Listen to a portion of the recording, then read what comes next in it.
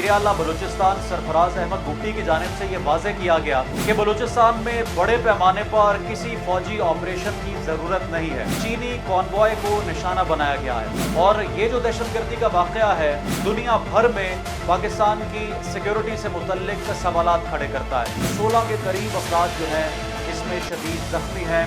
पाकिस्तान के दुश्मन मुमालिक इस वक्त कान लगाए बैठे हैं और पाकिस्तान में होने वाली इस शरंगेज़ी पर शादियाने बजा रहे हैं। बलूचिस्तान लिबरेशन आर्मी की मजीद ब्रिगेड ने जिम्मेदारी कबूल कर ली है इस अटैक की। इस रियासत के लिए इनसे निपटना भी कुछ मुश्किल हो चुके हैं। क्या उनके खिलाफ रियासती सतह पर एक ऑपरेशन का आगाज़ किया जाएगा?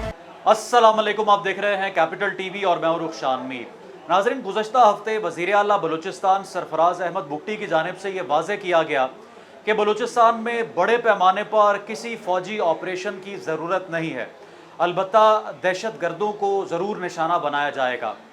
आज पाकिस्तान की सालमियत, पाकिस्तान के foreign relations, China Pakistan economic corridor के लिए एक बड़ा हसास और हमारे लिए बतौर कौम एक बड़ा दुखी दिन है, क्योंकि एक मरतबा फिर चीनी कॉन्वॉय को निशाना बनाया गया है और ये जो दहशतगर्दी का वाक़या है दुनिया भर में पाकिस्तान की सिक्योरिटी से मुतल्लिक सवालात खड़े करता है। पाकिस्तान के दुश्मन मुमालिक इस वक्त कान लगाए बैठे हैं और पाकिस्तान में होने वाली इस शरंगेज़ी पर शादियाने बजा रहे हैं।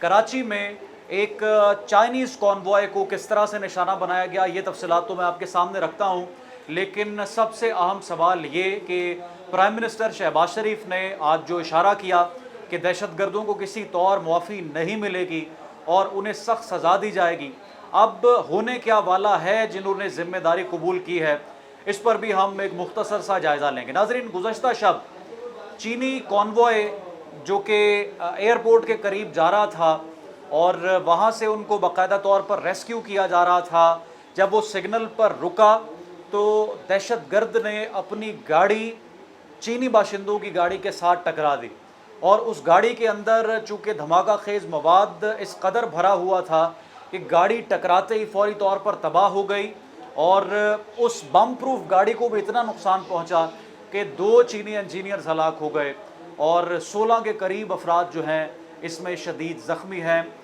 जिसके अंदर चाइनीज़ बाशिंदे भी शामिल हैं और उनके सिक्योरिटी के पाकिस्तानी अहलकार भी मौजूद हैं।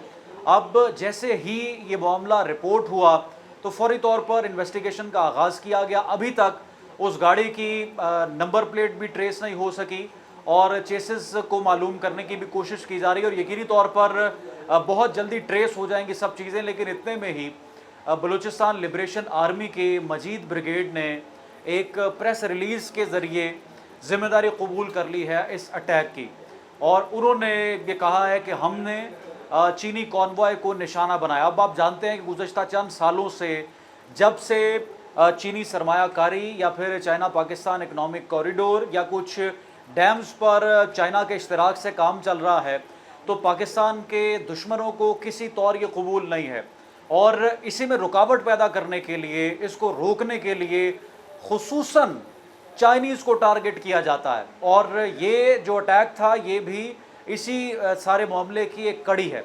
अब जैसे ही ये प्रेस रिलीज़ जारी कर दी गई है बलूचिस्तान लिबरेशन आर्मी की तरफ से, तो सबसे पहला सवाल ये खड़ा हो रहा है कि कोयटा में तो हमने दहशतगर्दी के वाक़यात देखे, जब बसों से उतार कर पंजाबियों को शहीद किया गया, हमने वहाँ पर सिविलियंस के साथ दहशतगर्दी के वाक़यात देखे, दूसरे शहरों में दायरा कर बसी हुआ, लेकिन ये हमला करने की किसी इंटरनेशनल कॉन्वॉय पर कोई पहली कोशिश नहीं है। मैं आपके साथ थोड़ा सा रिकॉर्ड इसका शेयर करता हूं कि ये आखिर कब से जारी है और कितनी मर्तबा हो चुका है। नाज़रीन, पाकिस्तान में चीनी बाशिंदों की बड़ी तादाद जो कि चाइना पाकिस्तान इकनॉमिक कॉरिडोर से मुंसलिक मनसूबों में काम करने के लिए मौजूद है और गुज़श्ता चंद सालों के दौरान उन पर हमले किए जाते रहे हैं।